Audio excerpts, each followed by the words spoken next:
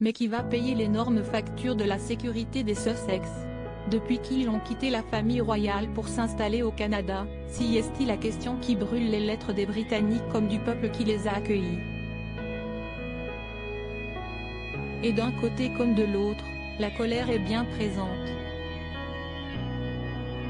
À moins d'un mois de la date effective du MEGOI, les modalités ne sont pas encore réglées. De quoi fortement agacer les contribuables britanniques, qui veulent faire entendre leur voix. Ainsi, une nouvelle pétition hostile aux Sussex a été lancée, comme l'explique le Daily Mail. Protégez-vous et arrêtez de payer les coûts de sécurité de Harry, Meghan et de leur fils, peut-on lire en titre. Et en seulement quelques heures, plus de 7,000 personnes, l'hôte d'or est déjà signé. Pour le créateur, le fait que les contribuables pourraient mettre la main à la poche est antidémocratique. La nouvelle vie de Harry et Meghan en tant que couple indépendant parcourra le monde et leur fera gagner des millions en tant que simples citoyens, poursuit le créateur de cette pétition. Harry et Meghan sont déjà à la tête déjà plusieurs millions de millions. Ils ont fait leur choix de se retirer des fonctions royales, de vivre à l'étranger et de voyager dans le monde pour accéder à l'indépendance financière. Si est donc leur responsabilité d'assurer leur propre sécurité, et non celle des contribuables britanniques. Depuis le mois de novembre dernier, si est le Canada qui assurait le volet financier de la sécurité des Sussex. Mais à partir du 31 mars prochain, ce ne sera plus le cas.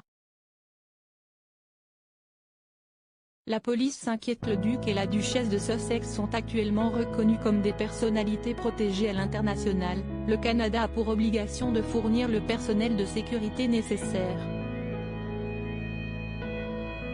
Cette assistance cessera dans les prochaines semaines, conformément à leur changement de statut, a fait savoir Bill Blair, le ministre de la Sécurité publique, dans un communiqué relayé par la BBC.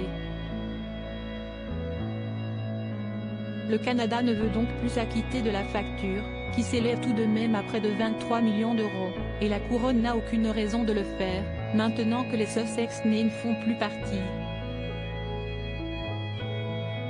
Résultat, ils se refilent la patate chaude sans qu'aucun accord ne soit trouvé. Et surtout, le montant déjà exorbitant pourrait bien grimper au gré des voyages de la petite famille, qui ne fait qu'à sa tête. Dans leur état actuel, les plans sont impossibles, a assuré au Mirror l'ancien responsable de la protection du Mai.